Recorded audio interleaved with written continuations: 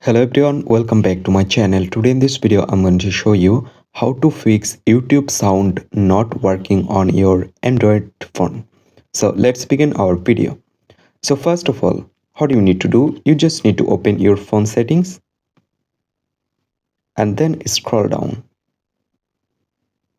and you can find a option sound and vibration. Just select it, and you just need to check. Sometimes your media option is like that.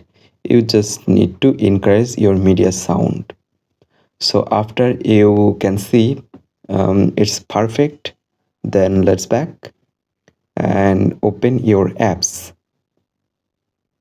Select manage apps, and then you just need to find out YouTube on here.